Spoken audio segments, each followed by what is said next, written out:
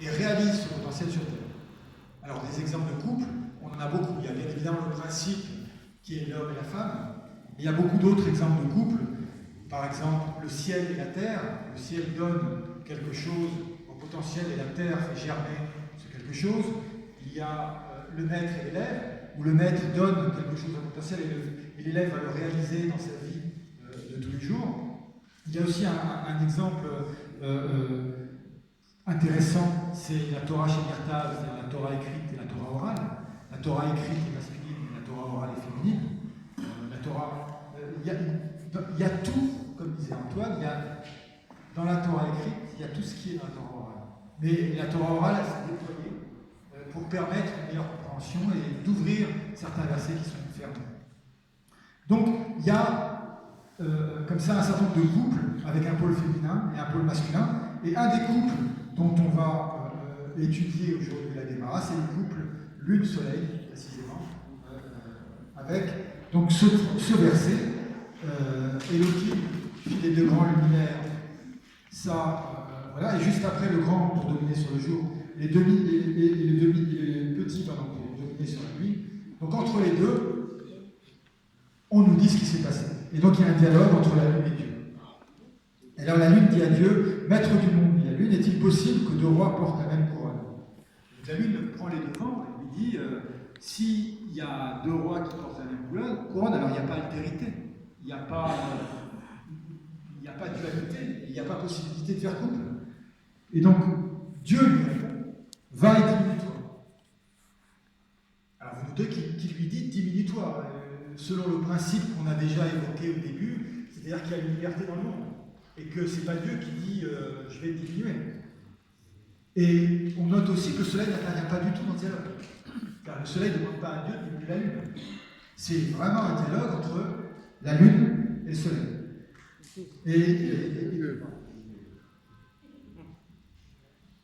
Maître du monde, ne t'ai-je pas fait là une remarque sensée?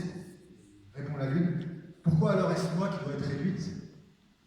Alors, c'est une remarque bien évidemment sensée que fait la lune à Dieu. Alors Dieu lui répond, sois trop connu Dieu, mais consens-y, et tu gouverneras le jour et la nuit. Donc là, Dieu semble essayer de lui donner des compensations. Accepte de diminuer, tu gouverneras le jour et la nuit. Ça veut dire que, contrairement au soleil qui ne gouverne que le jour, c'est vrai que la lune, on la voit aussi de temps en temps le jour. Ça marche pour les femmes en fait. Non, mais c'est surtout pour le calendrier. À quoi peut servir une lampe en plein jour? Sois trop connu Dieu, mais obéis, et Israël comptera son temps d'après toi.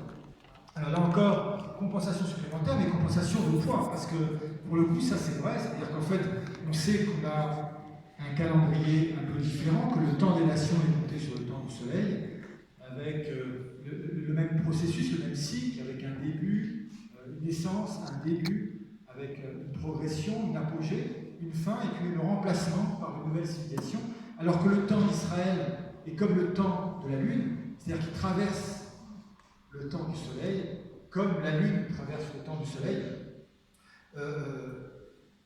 On dit que le temps du Soleil, c'est basé sur l'année, et l'année en hébreu c'est Shana, c'est la même racine que Shidouille, qui veut dire altération, changement, alors que le temps de la Lune, c'est Chidush, qui veut dire renouvellement. Et donc, il y a une différence entre les deux. On dit qu'il y a une lutte permanente entre la personne humaine et le temps. Si c'est le temps qui l'emporte, alors il y a Shinui, c'est-à-dire qu'il y a changement et disparition. C'est-à-dire que la personne disparaît pour laisser la place à une autre. Alors que si c'est la personne qui l'emporte sur le temps, alors il y a renouvellement et malgré le temps, la personne reste la même. Et là, il y a Chidush. Et là, c'est le temps de la Lune. Donc on voit quand même que là, dans ce dialogue, Dieu apporte des arguments de poids qui sont en tout cas audibles par la Lune. Et la Lune lui répond, voyons, rétorque à la Lune, le concours du Soleil n'est-il pas autant nécessaire pour déterminer le cycle des saisons? Et bien évidemment, c'est sûr que le temps du Soleil est nécessaire pour déterminer le cycle des saisons, mais malgré tout, l'argument était fort. Voyant que ces arguments ne suffisent pas, alors on va changer complètement de registre. Et là, Dieu va s'adresser à la Lune, non plus sur un plan métaphysique, mais sur un plan d'ordre strictement moral. Et il lui dit, soit, reprit Dieu, mais obéis, et le nom des justes évoquera le tien. Jacob sera nommé comme toi, je le dis, Samuel et David seront dénommés comme toi, on les appelle tous les petits. Donc là, on bascule de registre, on est sur un registre d'ordre moral, et sur un registre d'ordre moral, c'est-à-dire que c'est plus métaphysique, c'est les justes sont appelés petits, et donc tu seras appelé juste, et donc accepte de te diminuer. Malgré ça, Dieu voit qu'effectivement la lune n'est pas rassérénée. Alors Dieu ordonne, et là il faut lire ce verset, il est en français, mais je pense que la traduction n'est pas.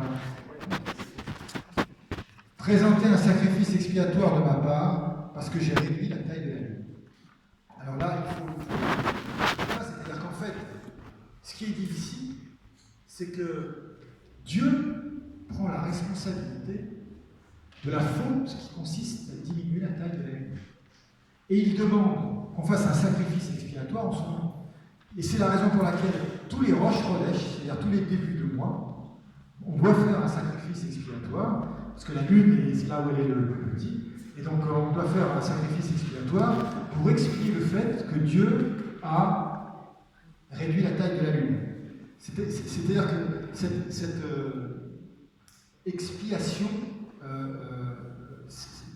des fautes qui n'ont pas de coupable, qui n'ont pas de responsable, dont on ne connaît pas les causes, mais qui pourtant sont indispensables pour que le monde soit créé, pour que l'histoire recommence. Le fait qu'il y a des fautes dans le monde, le mal dans le monde, dont personne n'est responsable, dont personne n'est coupable, que parfois on ne comprend pas, c'est directement lié au fait que pour pouvoir exister, il faut qu'on soit imparfait. Et ça, c'est Dieu qui prend la responsabilité de ça. Et bien évidemment, c'est lié à cette identité du couple. Pour qu'il y ait couple, il faut qu'il y ait diminution. Sans quoi, il n'y a pas d'existence possible. Et ça ne peut pas se réaliser. Et donc, là, en l'occurrence, la Lune a décidé, a engagé ce dialogue avec Dieu et a fini par être diminuée.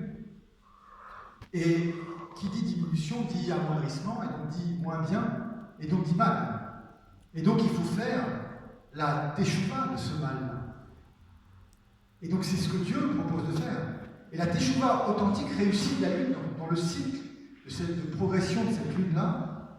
On le voit tous les 14 ou les 15 de chaque mois hébraïque, avec la pleine lune.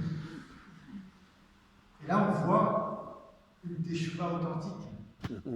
Alors peut-être revenir là-dessus par rapport à cette teshuva authentique et expliquer deux, trois choses.